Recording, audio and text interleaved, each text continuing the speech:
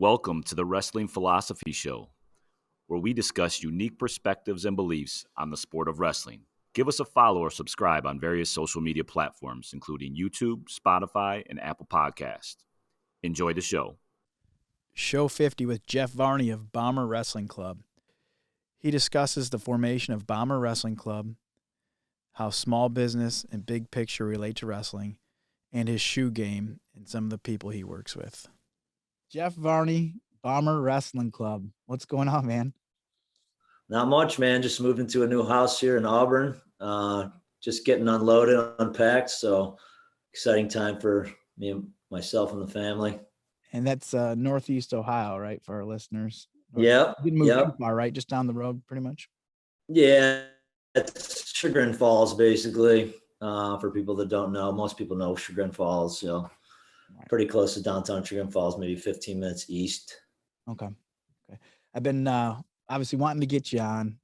Yeah. Love following you on social media. We've been blessed. I've been lucky to meet you through the sport of wrestling a few years ago, and your passion for the sport, and I think, most importantly, your positive energy. You bring. Everyone sees your positive energy, and I've been wanting to get you on, so I'm glad to finally connect with you, and yeah, for sure, man. Hear more about your story. Yeah.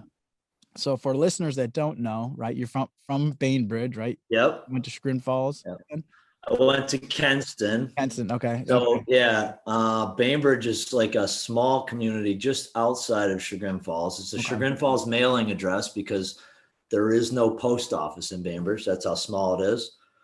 Wow. And it's Kenston schools. So Auburn and Bainbridge combined and goes to Kenston schools. So it's actually gotten a lot bigger over the years. I was D2 when we were in high school. Now we've been D1 solid for, I don't know, maybe 10 years or so, maybe 20. I don't know. Time flies, Right. You went on to Tri-C and Baldwin Wallace to wrestle. Yep, absolutely. And then you seem to keep finding your way back to the sport, right?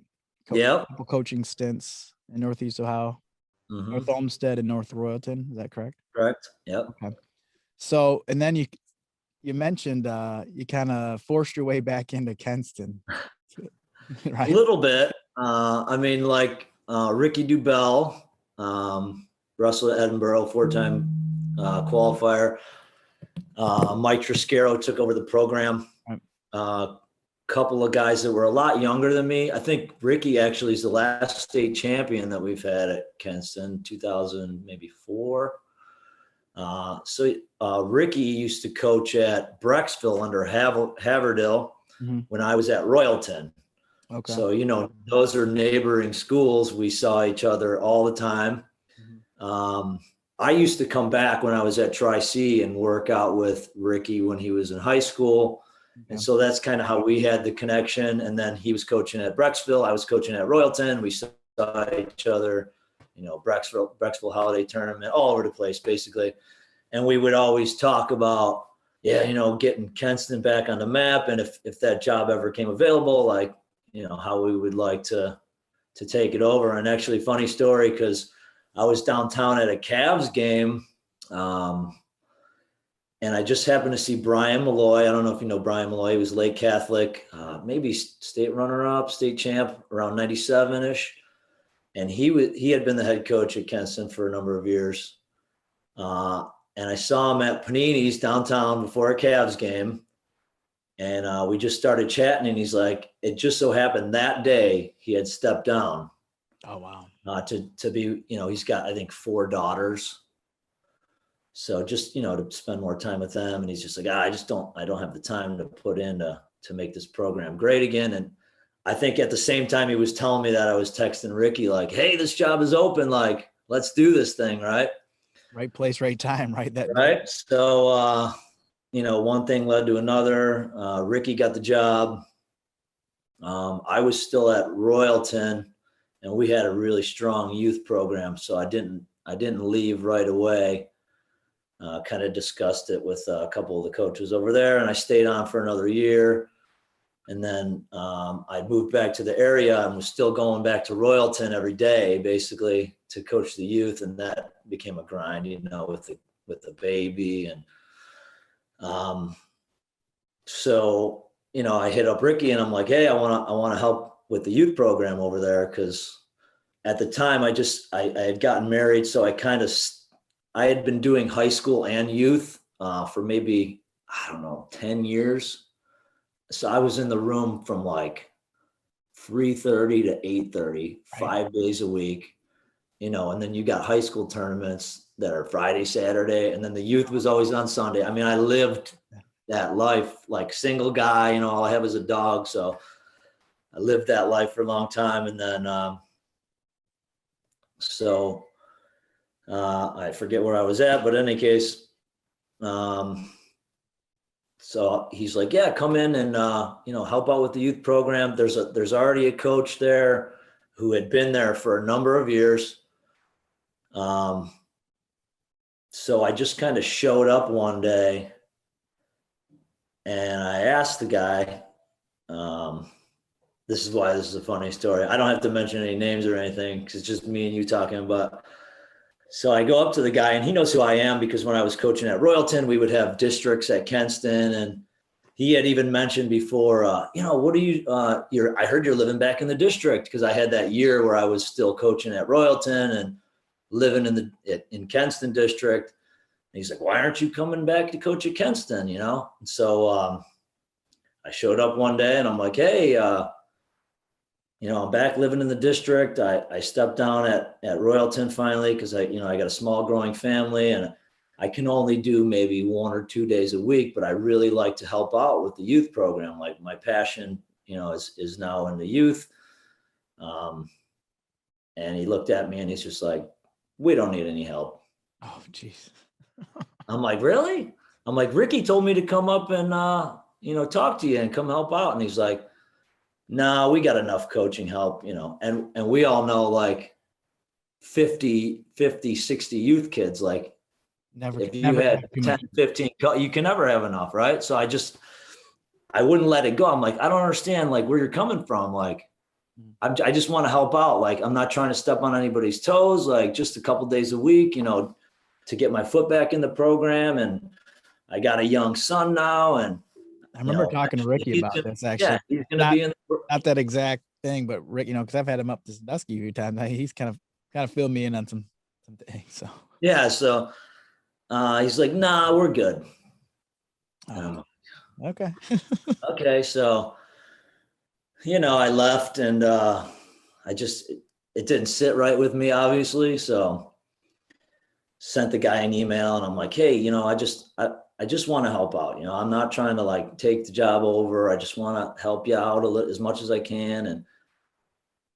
And could you just talk to the other coaches and see again if they would be opposed to me just coming up, So he's like, give me 2 weeks and I'll let you know. I'm going on vacation or something of the nature where there was going to be a little break. Yeah. I'll let you know. So, I'm like eagerly awaiting like the text or the email back, and nothing comes. Right.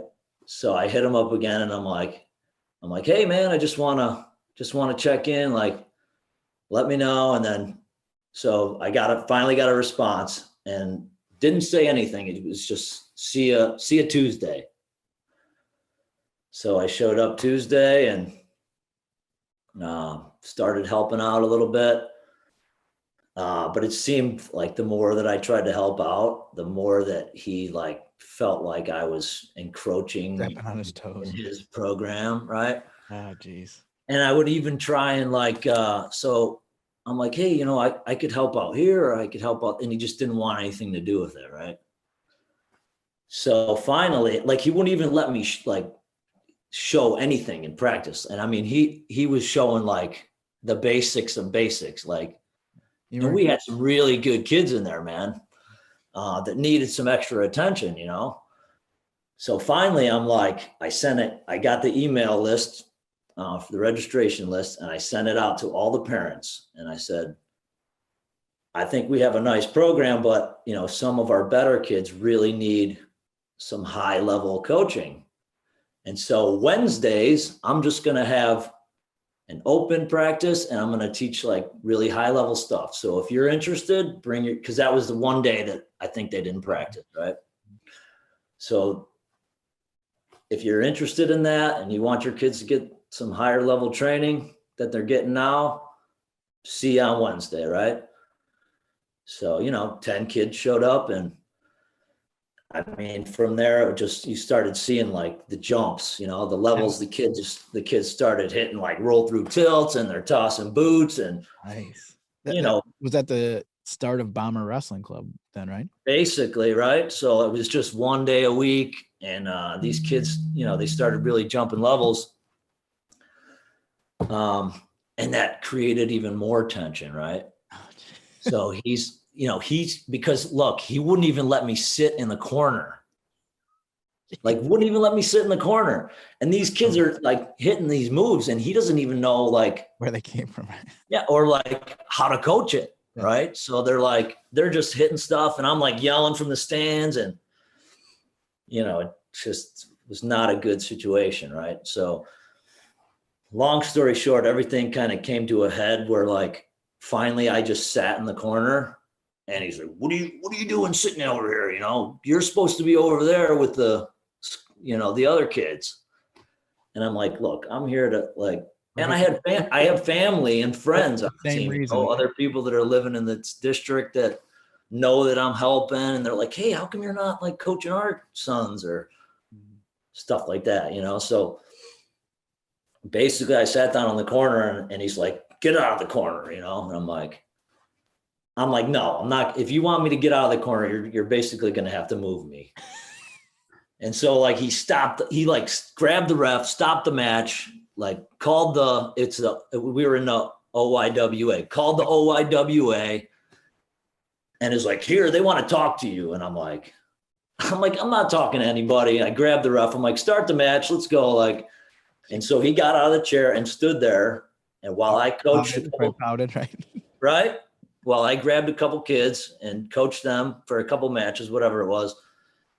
And then next day, I get a suspension letter from OIWA for coaching, and for the next week. And the next week is our conference tournament. Jeez, oh, Pete. Right. So I can't go to the conference tournament because they say if I show up or I have one more demerit or whatever the case is, and the kids are losing out at this point. Yeah, the kids are losing out at this point. It's not right. They're not hurting. So if I show up, I'm expelled. I can't do OIWA anymore. It's like ridiculous stuff. Like this. No reason, just because. For no reason. Yeah. So I reached out to Ricky and Mike, and I said, look, if you guys want me involved in this program, it's not going to be with that guy. I'm not going to another practice, another event, like nothing. So I guess they sat down with the board of directors and with him, and they're like, either get with it or you're out, right? And so here we are. They made him an early retirement, and that after, I think it was like after OIWA season, because that ends in like mid-February, we kicked off Bomber Wrestling Club. Nice. So that's kind of OAC season. Right. So, we started taking the kids to the higher level stuff, OACs, some travel tournaments, those 10 kids who were wanting to do something like that. Right. Needed that, right? They needed that. Yeah, absolutely. So now you're teaching the old poop and ice cream technique, I've heard. I have to credit Coach Mike Zarnecki for that. So I got to hear that because Zeb's telling me all about it. He is fabulous with the kids, man, by the way. He is. Yes. He is. So he runs, we didn't do it this past summer, but from I think it was maybe June, July-ish, sometime in there, maybe a little bit even before that, he runs like a pre-K, if you just want to learn the basics, come up and bring your kid. So my kid was 2 years old, almost 3, but still in diapers. And I brought him up to Rame workout facility in Berea once a week with coach. And that's where I got that technique. So he would, it's like a elbow in kind of knee slide, like you base up from your belly, right? and one hand is, you always want to keep your elbows in and your palms out, and you never want them to bring them together, right? So he would say, hey, you know, there's poop in this hand, and then there's ice cream, your favorite ice cream in this hand. Like, don't mix them, otherwise you're gonna ruin your ice cream. And then, you know, as you build up and you kind of you post to knee slide, and you keep this elbow in to protect, like, from cradles and getting under, you know, you smash the poop and then you eat the ice cream. So obviously all the little kids love that. So I had to bring that over to Bomber Club. So credit Coach Mike for that. That's a good one. Yeah, Mike's he awesome. has a lot of little stuff like that like just engages the kids, you know. I You know, it's hard to keep you know, 2, 3, 4-year-olds engaged. But, you know, like Zeb, I heard say, you know, his young son Tommy, he was like that. He doesn't want anything to do with it. He won't run. He won't do this. But he heard poop and he heard ice cream, and he's like, oh, poop and ice cream, yeah.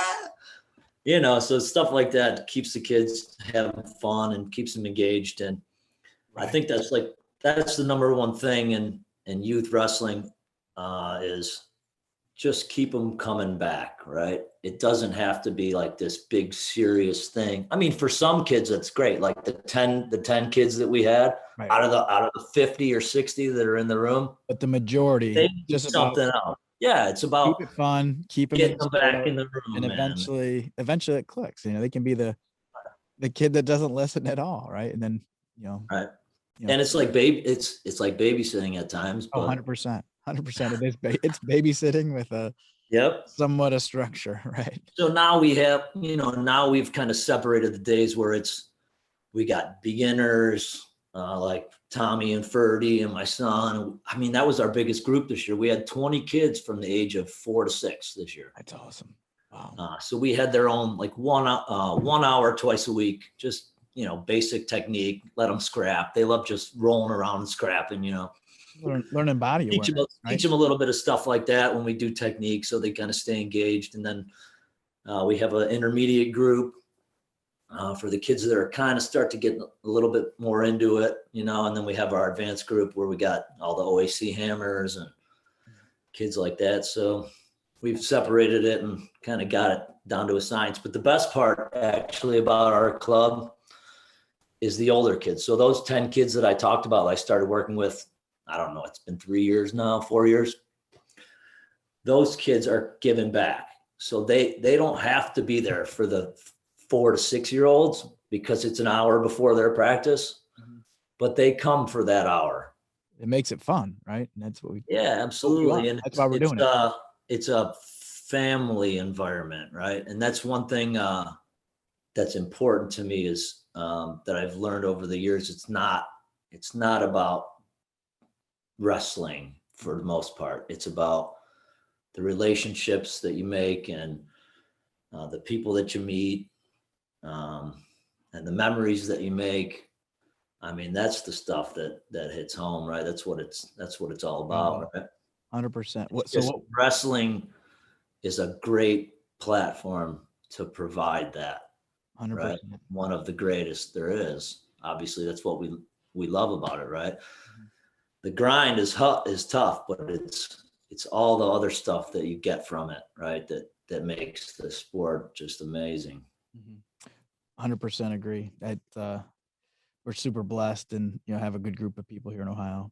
And yes, we do. And, you know, we're a family in a way through that. So I guess what was your spark? I guess, you know, that when as a coach or as a wrestler, what was your spark when you're like, man, I love this sport, or you know, this is what's drawing me to the sport? Did you have a single moment? No, not really. You know, I can honestly say I didn't really fall in love with the sport until I was finished.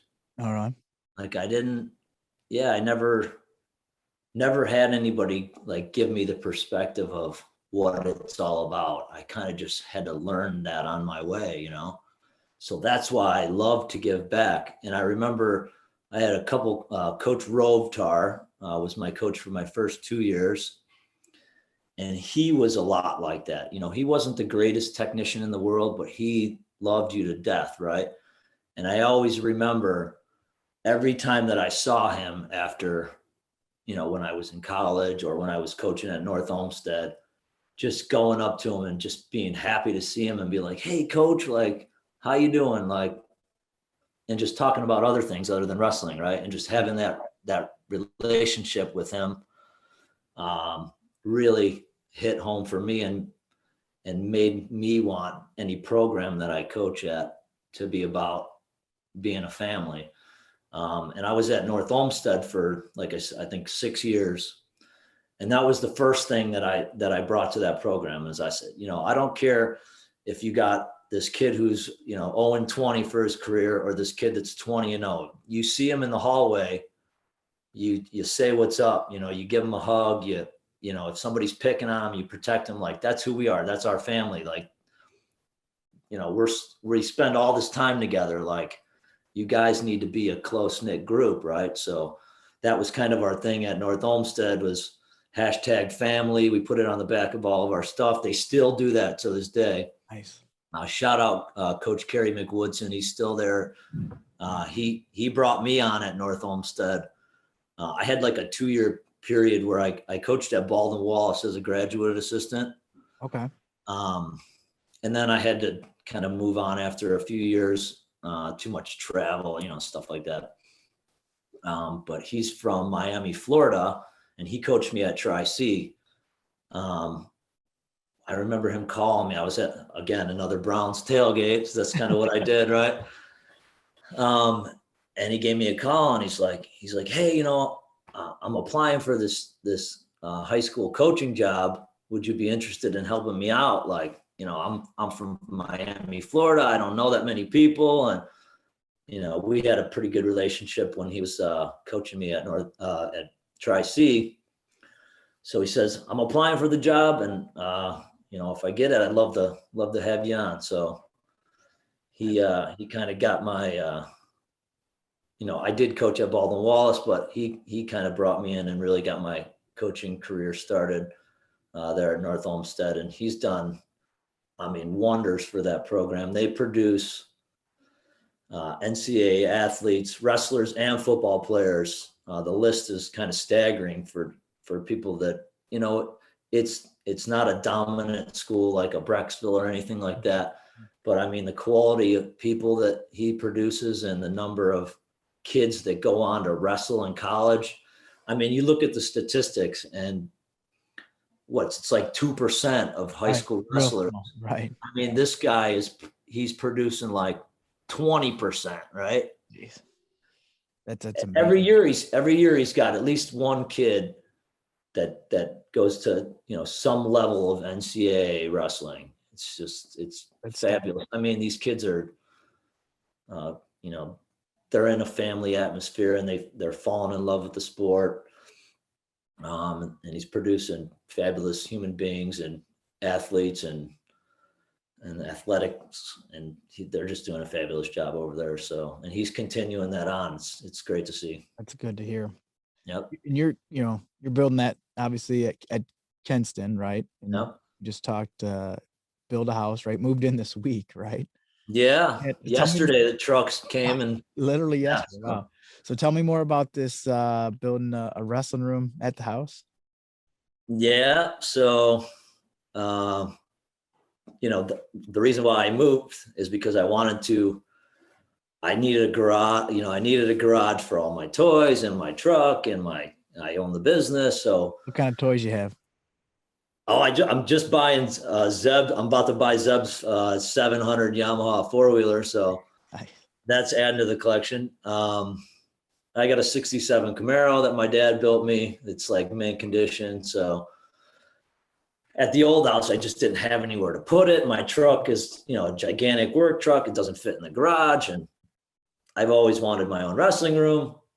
So I was going to build a garage at the wrestling room above it, kind of fit it into, our house where we were in Bainbridge. Didn't work out, obviously. So, that's the reason why I wanted to build something. And so I got my wife on board. Thank you, honey. So obviously my part of the house is the garage and the wrestling room. She kind of designed everything else.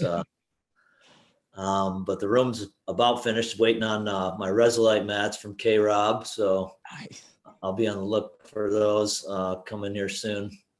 So the whole house is finished.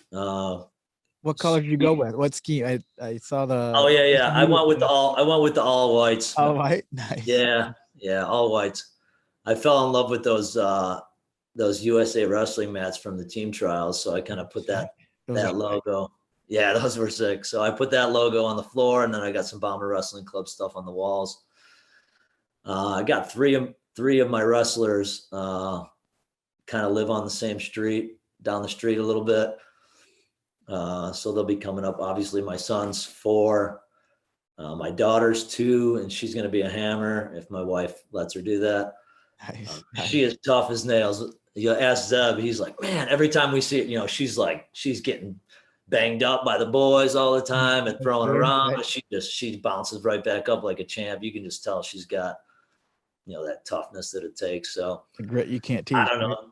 The room's like 23 by 23. It's like basically the same size as this classroom that we practiced in. Yeah. So you guys had to move out of the wrestling room and into a classroom for practice this year. Well, yeah. So they actually they're redoing the middle school room this year. So the middle school team didn't have anywhere to practice. So they're like, well, we're going to have them practice at the high school before the high school practice. So they were basically trying to jam in middle school practice from 2:30 to, 3:30. And then high school practice from 3:30 to 6:30. Was that COVID related, or what was the? No, because I don't know, probably partly, but also partly because, there wasn't that many middle school kids wrestling. Okay. So they wanted to kind of redo the room.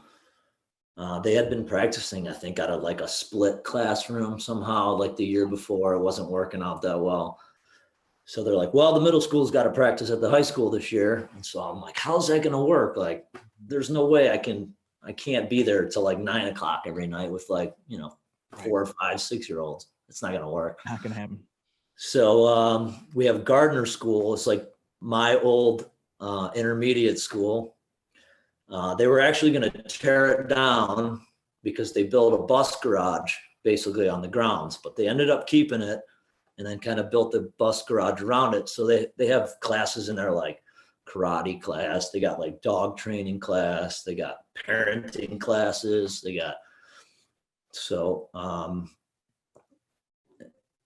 They had an extra room, and I'm like, hey, can we throw some mats in there and have our season in there, right? Mm-hmm.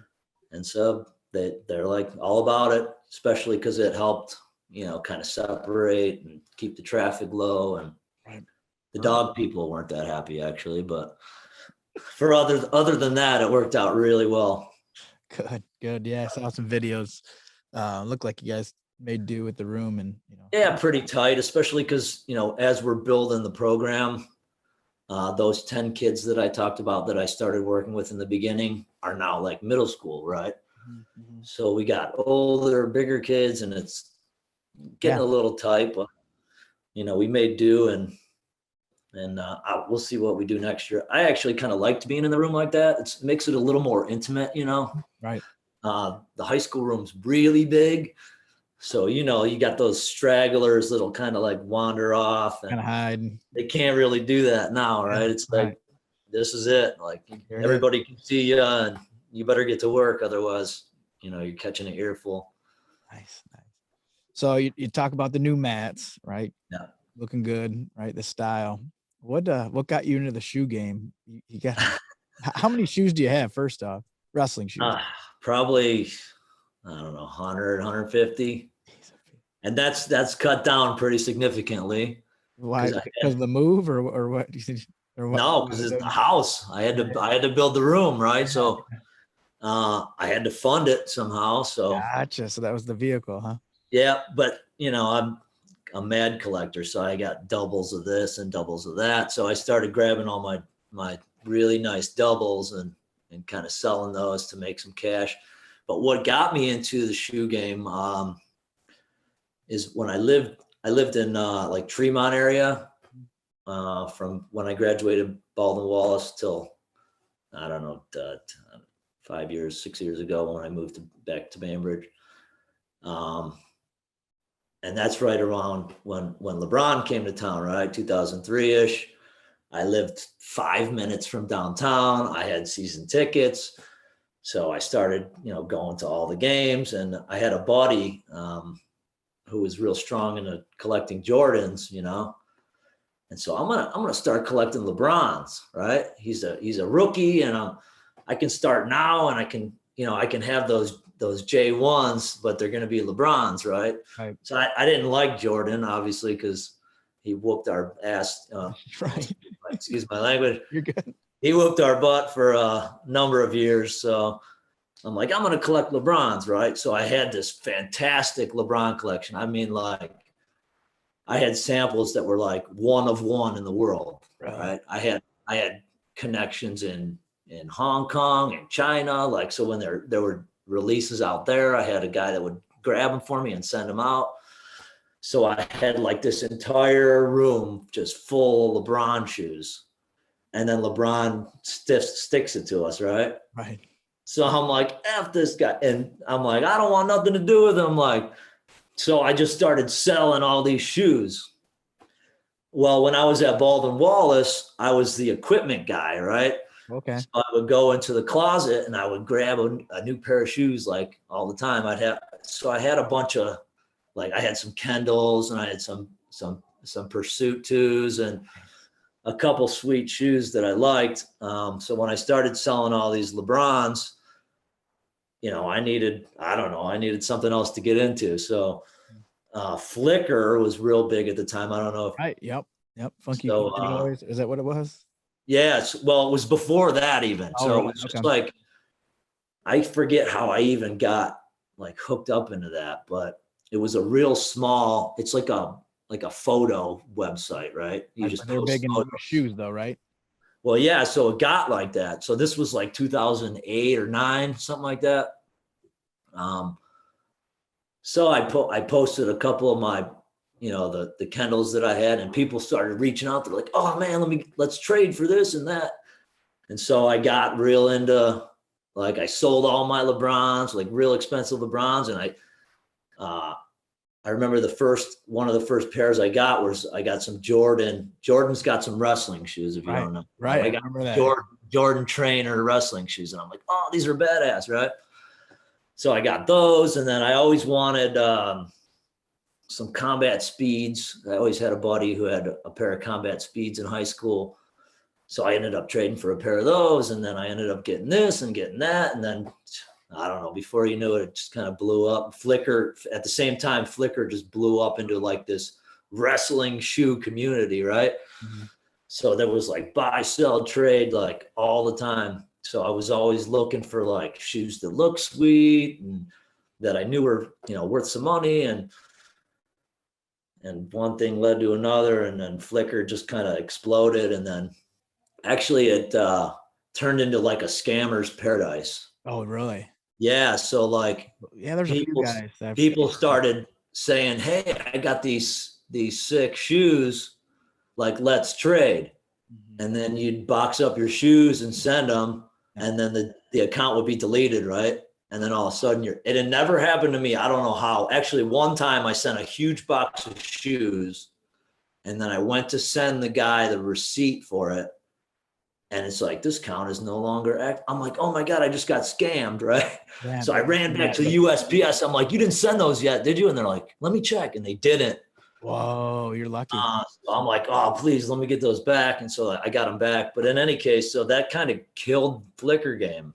Oh, really? Yeah. Yeah. Now it's like, now it's dead, basically. There's no real trading or selling or anything of wrestling shoes, because that kind of killed it, right? Right. And now it's like Instagram kind of came back. And then when that happened, I started reconnecting with this was like when Johnny Sebastian was like in youth and in middle school. Like, I remember like kids like that being on there, like, and I created relationships with guys like that somehow, right? Like, crazy, right? Like, yeah, like people, that you would never think. And then before you know it, like, oh, like that kid, I traded that kid's shoes like 5 years ago, and now he's wearing them at NCAAs. And actually, a great story about that is I just recently sold Jordan Oliver one of my best pairs of shoes that I got. No Like way. I would never sell them to anybody.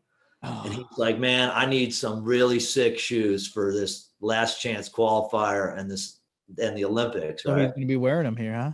He is. So I think he's going to break them in here at the last chance.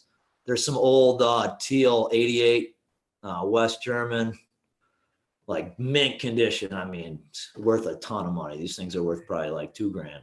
No way. Oh, Yeah, so I sold them to him, and I had them actually all fixed up for him as well, because shoes that are that old, so like you have a glue in guy them and that stuff. you have a cobbler? Is that what they're called? Yeah, I do. I got a cobbler. Shout out to Colin Cronin, PA kid. He just is amazing.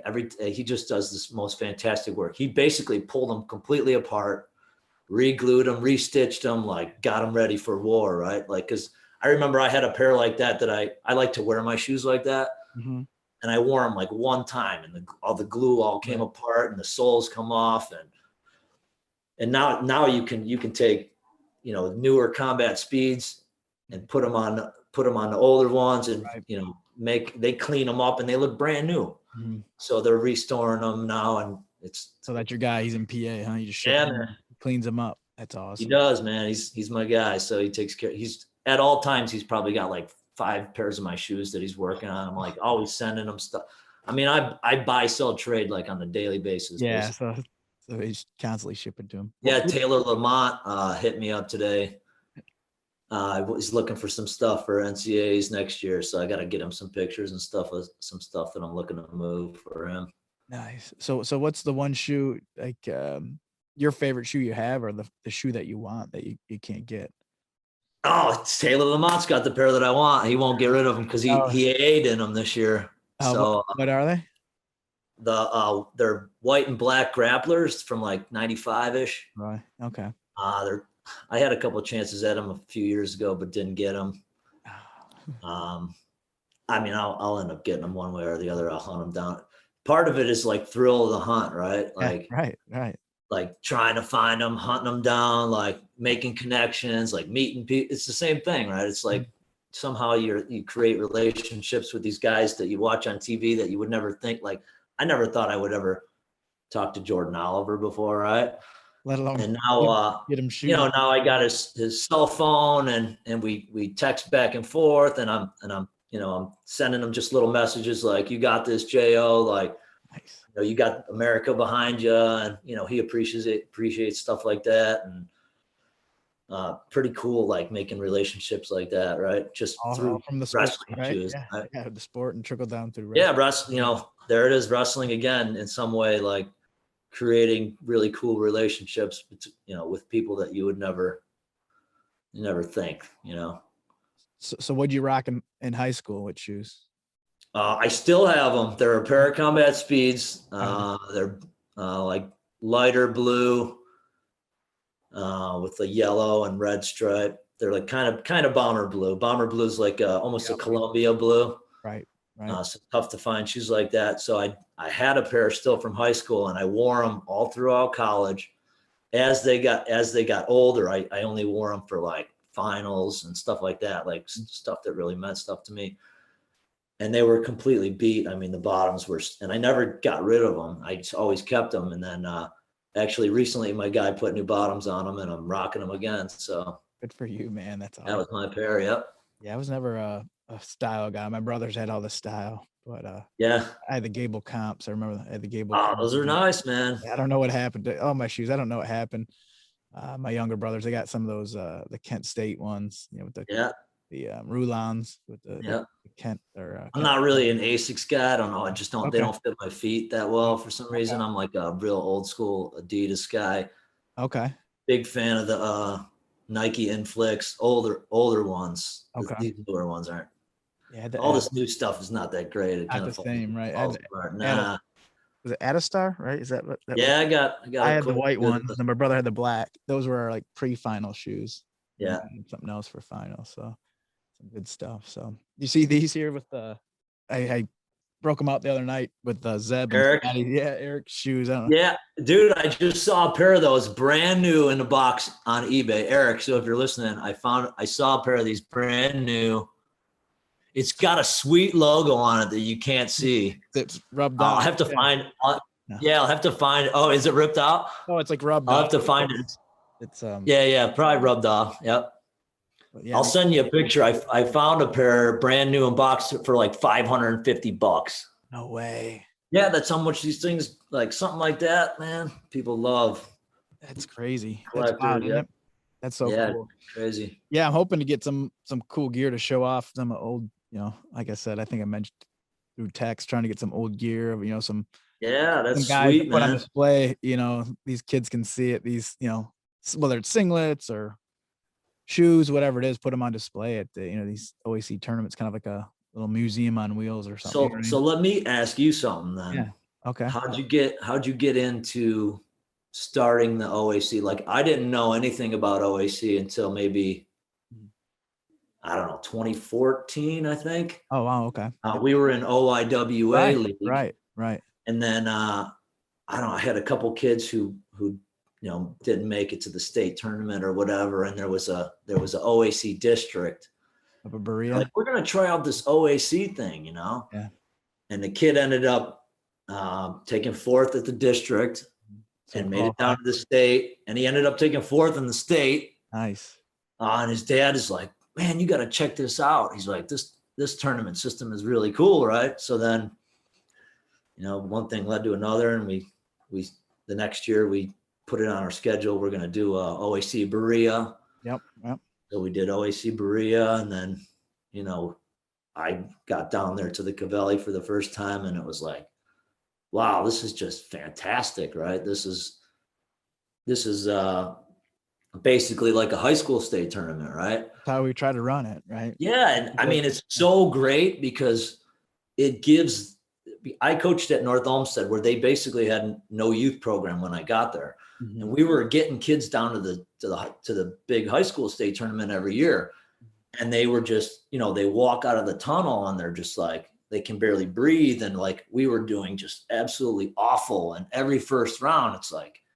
Yep. And now these kids, they get exposed to that. And I tell a lot of my parents, like, even if the kids don't place, like, even if it's not their goal at the moment, just getting them used to being in that environment. Right. By the time they're in high school, it's just they've done that their whole, they're not going to be, they're ready for that moment, right? They're ready for that time. It's not going to be, oh man, I blew my one chance that I had, that I qualified in high school because I wasn't ready for that moment. I never had been in an environment like that. That's why, to me, it's so great that they get to experience something like that. And not only that, but for the teammates, right? You have a first year kid coming down just to watch a teammate. That might be that spark they need. Wow, I want to wrestle here one day, right? I remember going to the Nutter Center and watching the high school guys. Man, I want to. Oh, that was my first moment, man. Yeah, I walked into the Nutter Center in Dayton. Yeah. I remember my first high school state tournament. And I thought it was like, I was like, holy cow, what is this, right? I want my name on that big screen. Right? It was just crazy. Yeah. So, but yeah, the OAC, actually, I've told this story a few times. So my dad and my high school coach, Jude Roth, and Mark Keemstra, my other high school coach, three of them. And, there's a few others. We're traveling just like you're doing now, traveling, the state, the country. And they're like, there's no gap between middle school conference tournaments and, nationals, right? The TOC was just getting started, and that really wasn't, it's a tough tournament, but it's a lot of neutral. It's a little bit different, right? Yeah. So they had this idea, and first year it was 99. I was actually, senior year of high school. So they had this in the works for a few years, and they got, I want to say it was Medina, Worthington, Findlay, and Wayne. Wayne was down Southwest on board to be the qualifiers first year. Top 4 kids qualified, and they had a crazy response. They got Brian Brakeman at the tournament. Eric Burnett was a special guest. They had all the, and it was here in Sandusky at Sandusky High School's junior high. And it was this old gym that was built in the 1940s, kind of had like the upper deck to it. So it had this really cool, feel to it. And they had 4 mats right down the center, Sweet. so that was the first year in 99, and it kind of just took off from there. And they're a group of guys that, at that point, they were coaching at St. Mary's, and, so they were connected in the wrestling world. Right. And then from there, it kind of built up to, 8 districts. 5 years in, they started the youth, and it was just a 12U, 10U, and 8U. So what, it was just middle school for Yeah, what? first 5 years is just the junior high, and it was a 16-man bracket. I don't even know if it was a 1 day or 2 day off the rip, but just 4 mats, in a junior high gym. So it was Sweet. started there. Then they moved it to, I think, Marion. Then it was at Kent State for a few years. It was at OU. It was up at Wolstein for a year. I think 07 maybe. And then it's been at Cavalli, but so they started, and they just kind of, a group of dads that just put a ton of time into it, and they, have Brian Brakeman come in. I think, it was kind of cool. Some of the throwback, I think 04 and 05, they had him at Kent State doing Logan Stieber and Colin Palmer's matches. Crazy, right? So they knew how to, get the right people involved, right? That was their thing, right?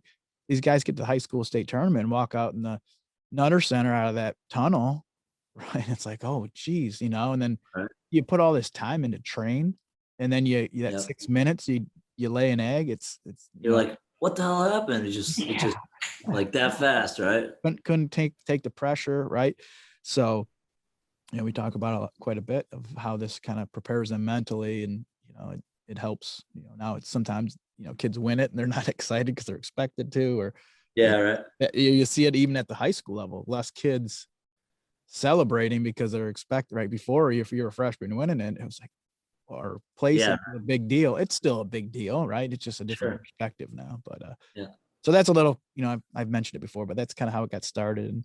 And now it's one of the greatest youth or middle school tournaments in the nation, in my opinion. Like, yeah, I haven't been to, I'm sure PA's got some hammer time tournament like that, but Ohio's right there with any state basically, and every year you see these kids that just, their technique is just amazing.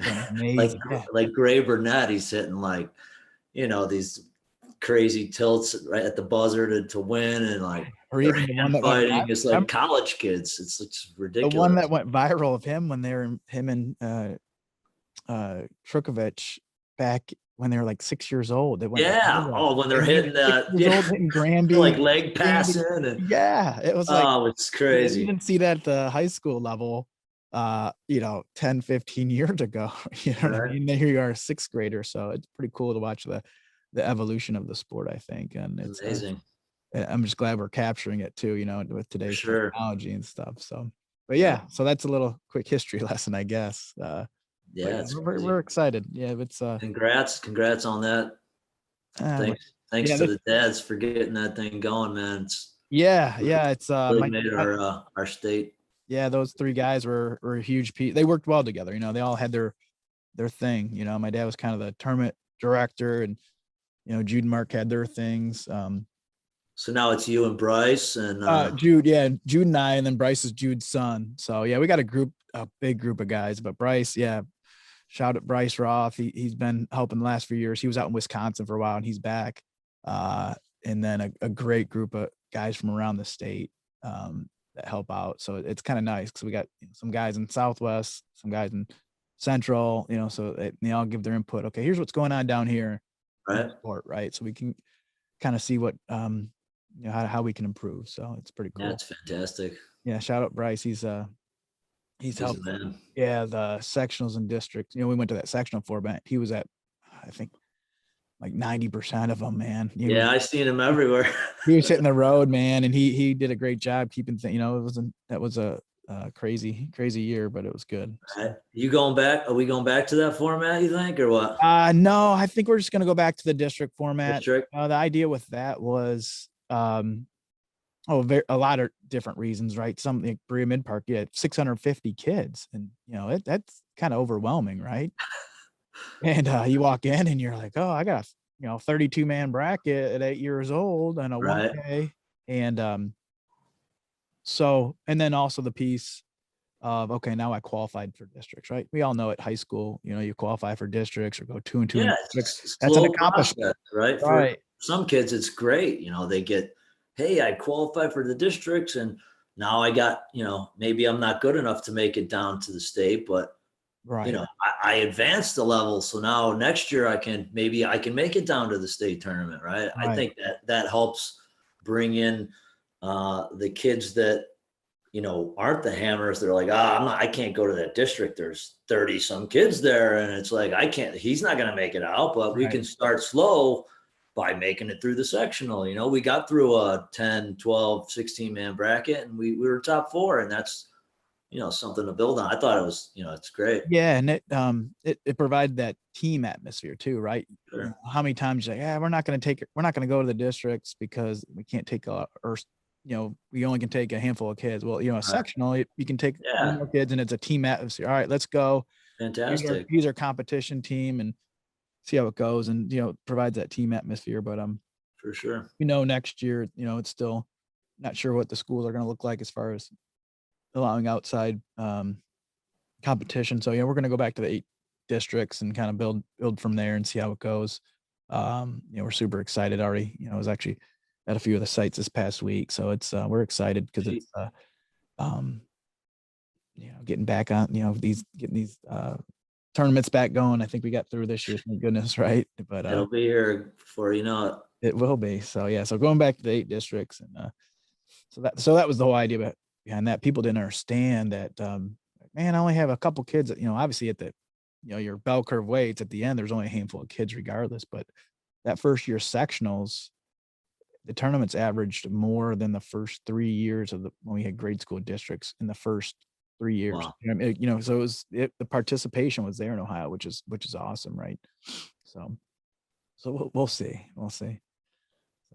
So getting back to the shoe game here, right? Mm-hmm. What's your social? You're big on Instagram, right? What's was a vintage V8 420? Yeah. What's that mean, or what other socials can people find you on? That's pretty much it, man. Okay. Facebook is just, family stuff. So right. But so vintage V8 420 is where to find you on the Instagram, right? Yeah. Check it out. Sweet feed. If you want to see a lot of classic vintage shoes, they're all on there. So is that you kind of just DM through there? Is that kind of how you coordinate the buying and selling, or is it?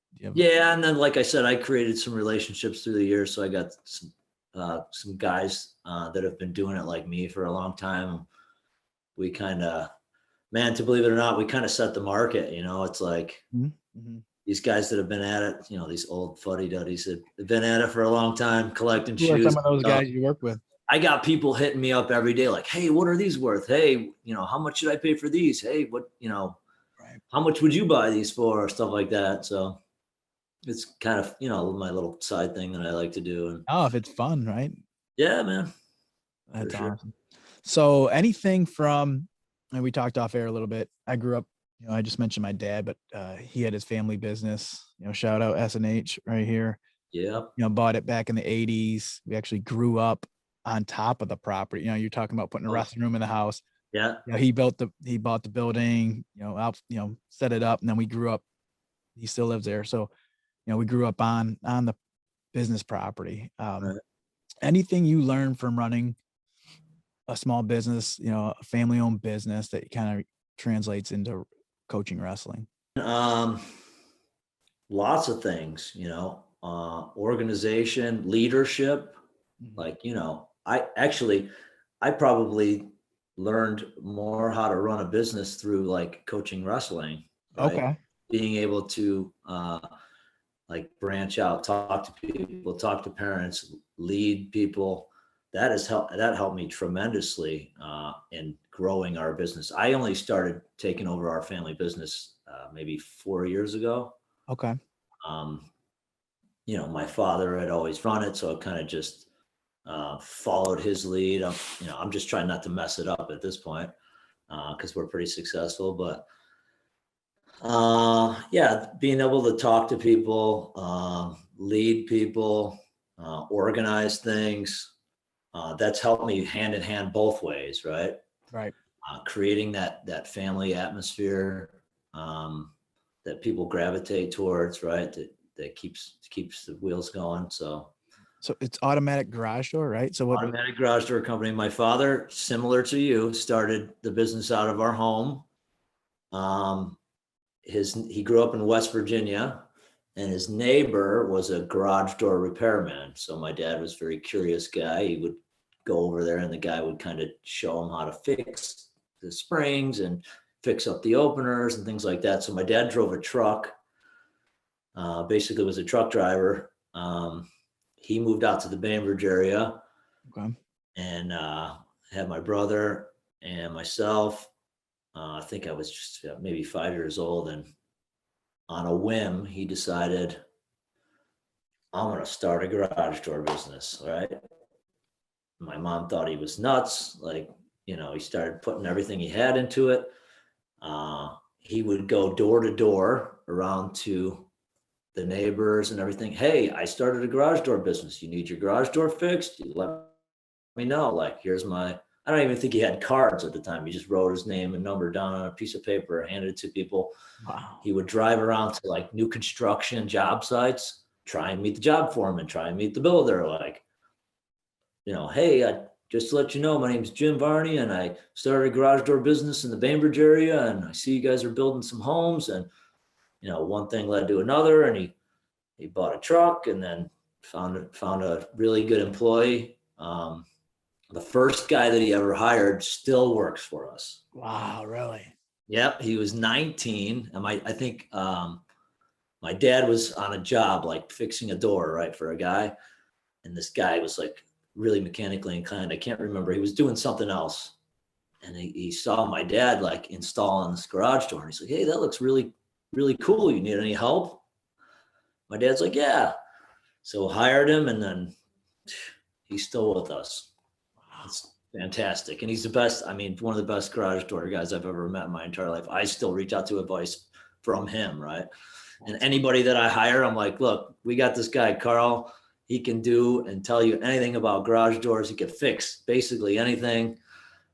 He's such a huge asset to our company, and he's still around. So it's pretty crazy. And so anyways, he built, my dad like built a little addition off the back of our home.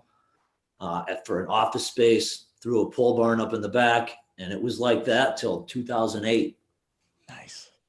So that was kind of like, it was just integrated in our home, right? That's just what we did. I feel you. It was like the office was like right there. You just slide the glass door and you're in the office, right? Yeah, ours was just walking down the steps. Right.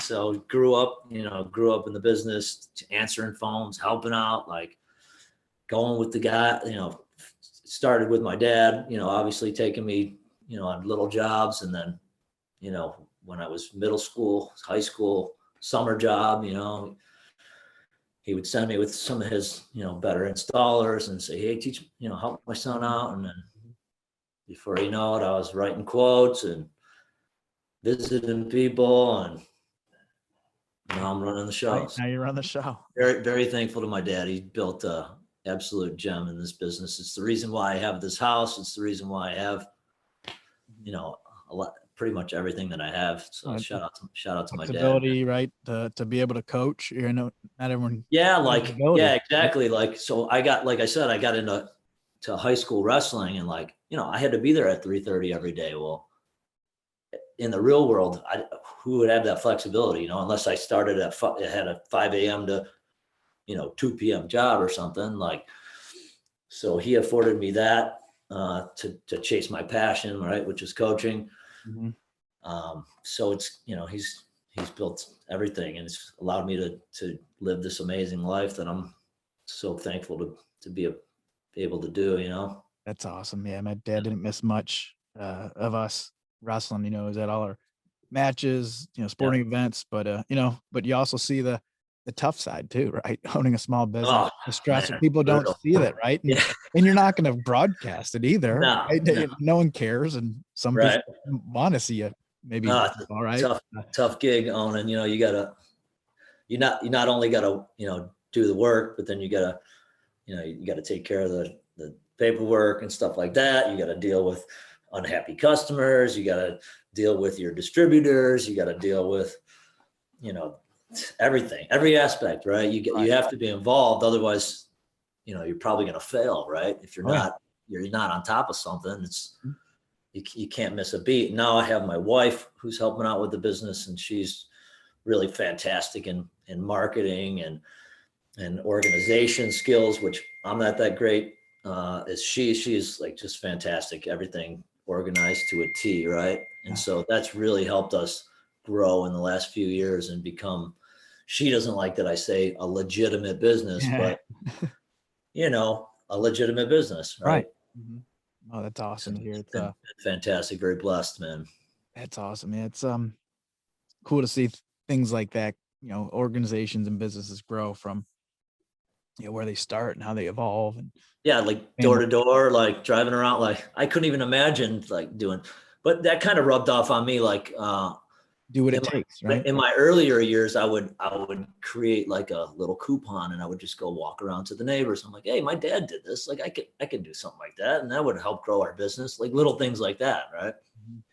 And the sport of wrestling actually has given me so many connections and networking things that, like, people are like, hey, you own that garage door. Garage door, yeah. Barney owns that. Reach out to him. You got a broken door, and like.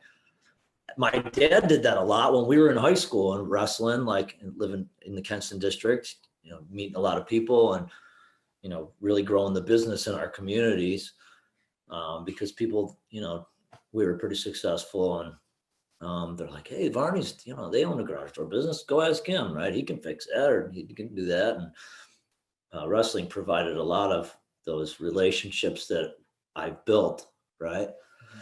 Through wrestling. Now people, they know you and they trust you and they know you're a good person. And they're like, wow, we know we can go to him and he's not going to screw us over. There's so many guys now that can do garage doors, right? Or do cabinets or whatever the case may be, or blinds. Yep. But, can you trust them? Like, can you let them in their home? Can you, right. They're not ripping you off and stuff like that. So telling you the right stuff, Yeah. For sure. And so people know that, you're not selling them a bill of goods, right? Because you've coached their kids and they know you're honest and fair. And that's what it's about, right? That's 100%. That's why I'm glad I had you on here. We, like I said, wanted to have you on, and it's, here, I wanted to hear your story. So it's pretty cool. Obviously respect what you guys are doing at Bomber Wrestling and, with your business. It's pretty cool. I'm looking forward to seeing you guys grow and be part of memories with you guys. We'll be at the OAC duels come June, so cool. Yeah, we're looking forward to that. That's what a fabulous facility, huh? Yeah, we got to. You were up there in this past season. I remember running into you up there, and it's a fabulous facility. Looking forward to that, and I'm looking forward to being up your way this summer, visiting my brother too. He's they just moved in up that way. I told you, and it's and Bryce called us out last night. He did. Yeah, come visit him downtown. So we gotta have a dude's night or something downtown. Yeah. Looks like he's got a real nice pad down there, huh? Yeah, it's we'll drag Zeb out of the woods and maybe take him out too. Yeah, for sure. Sandusky's fun, man. In the summer, it's a different city for sure. So always a good time. So you have anything else you want to talk about or ask or share with the whoever's listening? Not really. I mean, I always talk about, and actually you tagged me in a picture this year. Yeah. All those years thought I was training for matches, or I can't remember the exact quote. I was really training for life. Right. Right. And it's so true. Like, and I talk to my team about that on the daily basis. Like, hey, we got this big tournament coming up, and if you take a tough L, or you got to bounce back, because that's what life is. You're going to get kicked in the ass, right? And you're going to have times where you don't think you can do it, or you got to pick yourself up, right? That's why our sport is so great, because it teaches you lessons like that. And it's important that they learn that, especially at a young age. that you know, you got to be able to pick yourself up and make yourself better and grow from every defeat, right, that you take, or learn from every match that doesn't go your way, right? Because we all know in life, you know, things aren't always going to go your way, right? Never do, right? They never, No, and if never you always learn go your way. and if you learn that at a young age, through a sport that you love, right, it's really really going to help you down the road, become a better person and be able to grind through those really tough times, right, and come out the other side shining. 100%. We know when you take some tough losses, if you just get back after it and you really focus on your goals and work your butt off towards it, you're going to come out the other side, right? So that's life. That's why I love sport so much. It can teach us so much more than just, you know, winning a match or getting your hand raised, or that's what I've learned so much through the sport and in coaching. And it wasn't always like that. And when I first started coaching, right, it's always like, I wanted to win a state championship, right? I want a kid that won state, or, but you know, you realize that it's about the other things. 100%. And that's the beauty of the sport. Yeah. I think Travis Crabtree at Divisional caught that picture, I believe. Yeah. He took that picture. He was bopping around, you know, going around a Divisional state, I believe, or it might have been at the Cavelli Center. I forget where it was, but I think it was Divisional. I think it was, yeah. And yeah, he caught that pick. And I don't know if you know Coach Crabtree from Perkins. I do. Yeah, I saw that pick, and he just dropped all those, put the disc on my computer, and I pulled those off and was browsing through them. And then, that day I came by that quote, and I was like, that quote is so fitting for you. I haven't had a chance to sit and talk to you, but we've had interactions and sure, mutual friends. I think that quote is super fitting for that picture. You're sitting in the corner. I'll put it in the show notes, but it goes, all those years I thought I was training for wrestling, but I was actually preparing for life. And it's a picture of you in the corner. For those that are just listening to the audio, you're yelling, you got your mask up, you got your hat on, and it's a pretty cool shot. And I thought that was fitting for that moment. It's kind of funny it came across that quote. So no, very cool. Very thankful for that. Yeah. Thankful for you. All you're doing to make an impact on these these wrestlers. I talk about all the time. People talk about how great Ohio wrestling is. It all comes back to the coaches, right? Yeah. We were blessed some awesome coaches across the state. Amazing. Making some impacts across the state with these kids. So, all right, Coach, I appreciate it. And, thanks, buddy. Appreciate you. Good talking to you. Be sure to give us a subscribe on YouTube or follow on your social media channels.